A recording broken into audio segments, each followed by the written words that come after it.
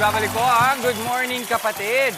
Alam niyo, isa sa mga staple appetizer ng mga Pinoy, ang paborito nating crispy okoy.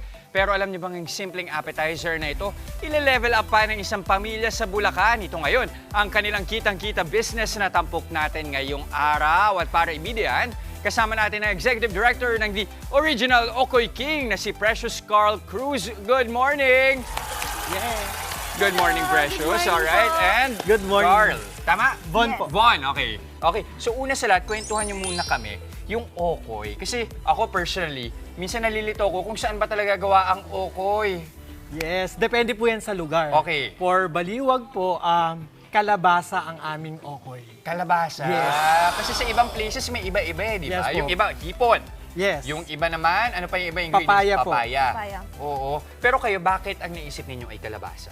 Kasi po, lahi po, ang family po namin ay kilala po bilang lahi ng kalabasa. So, ayun, ginawa namin siyang business dahil yung lolo ko po is business po siya noon pa man. Okay, so ibig sabihin, ano ba siya? Farmer ng kalabasa? Yes Parang po, ganon? farmer. Oh. And ano yung kakaiba pag kalabasa ang ginamit natin sa paggawa ng okoy? Pagka po syempre yung kalabasa, malalasahan natin yung tamis. And then, ang maganda po sa Okoy King, no preservatives po siya. Uy, so anong ginagamit kasama nung kalabasa? Ayan po, meron po kaming secret ingredients. Uy, bawal And- sabihin? Okay, ba? Bubulong ko po Bubulong mo sa sa inyo. akin mamaya, game. Sige nga, tikman natin. Ano Yes yung pwede po. natin tikman? Uy, yung okoy nyo may cheese pa, ha? Ayan po. Yes. Pero Meron doon po muna tayo sa classic. Ito po yung Okoy natin, ang Okay. original. Yan po yung pinakauna namin. Kamayin na natin. Yan, best po yan with Tapos, suka. with suka. Yes. Naku, perfect. Yes. Ang okoy, ano talaga yun, no? Iba kapag hinaluan mo ng suka. Yes. Diba? And Ayun then, na. Sir, just meron din kaming flavored Okoy. Flavored okoy, ano yung flavored okoy natin? So, meron po kaming cheese, barbecue, sour cream. Oo. Ayan. And then, meron din kaming berry mallows and choco Oreo na bagong release lang namin para sa mga teenagers and kids. May Oreo. Yes, Yes. ano po. Panalo. Biscuits, okay, Yan. panalo. Yung may black. Well, ang sarap ng okoy nila, ha? Ay, thank Hindi, you po. tama ka. Nung una, in-expect ko kasi kalabasa matamis, no? Pero yung tamis niya, very, paano ba, tempered o yung medyo nabawasan. Hindi siya yung sobrang tamis na mauumay ka. Yes po. Para sa original namin, sir, best paired with suka. Mm. Yan. And then meron din kami, sir, Okoy fries. Ito. Yan. Try niyo Drizzled naman po. naman po siya with cheddar cheese po. Yan. So magkano ang presyo natin sa ating mga okoy?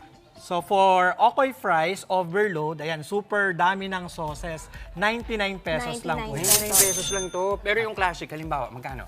20 pesos po. So for original and flavored, 20 pesos ang Okoy. Ang mura nun, ha? Yes po. And then yung Okoy Lumpia, Magkano naman? 15 pesos Okoy lang. lumpia.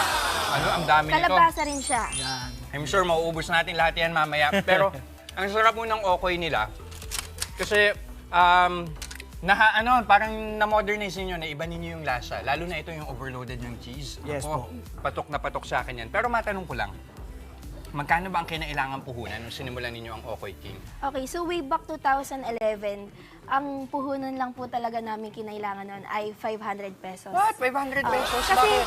kasi yung kalabasa po noon, 10 pesos per kilo lang. So, sobrang mura lang po nung cost po ng raw mats namin. Kaya po, 500 lang yung kinailangan namin. Saka yung kalabasa sa inyo na rin ang gagaling, ano? Yes. In a way. Yes po. Oo. Dati po. Pero ngayon, marami na rin kaming iba't ibang farmers Na natutulungan sa iba't Yes. ibang lugar Ang ng galing. Pilipinas. We support local Filipino farmers. Ang husay niyan. At least bibigyan sila ng hanap buhay at hindi rin nasasayang yung kanilang mga produce, ano? Yes. Pero eto din, yung 500 pesos, gaano nakalago ngayon?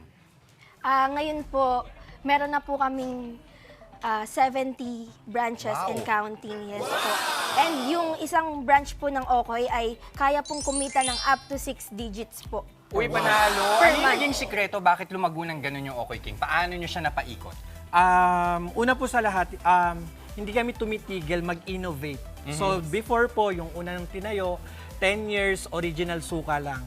And then after 1 year, nagdagdag kami ng flavored Okoy. And then the next year, lumabas naman si Okoy fries. Ayun. And then this year, naglabas kami ng lumpia, Oo. Okoy sweets, at saka marami pang iba. Galing. Pumatok ba sa mga bata? Kasi I'm sure sa matatanda, papatok ang Okoy. Pagtanong sa mga bagets. Yes. Super po, lalo na yung flavored okoy. Oh, Kasi la- lasya siyang price. Tama, lalo sinamahan nyo pa ng mga mascot. Yeah. Talaga namang maaliw.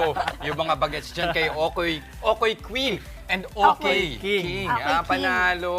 Yan Okay. po. So ngayon, kayo ba ay open for franchise? Paano ba ang business model natin ngayon sa Okay Okoy po, King? so ang Okoy King po ay open for franchise. Yun. So mag-message lang po tayo sa Facebook page ng Okoy King PH or pwede din mag-email sa okoykingph@gmail.com. Magkano ang kailangan ihanda? Ano yung pinakamaliit? Pinakamaliit po ay nasa 399. 399, pwede na. Opo. Alright. So, imbitahan ulit natin ating mga kapatid. Saan ba nila kayo makikita? Paano sila makaka-order sa Okoy King? Okay, so pwede nyo pong i-visit yung page namin sa FB page na Okoy King PH.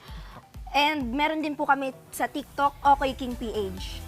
Alright, maraming salamat again, Precious, and one of the original Okoy King.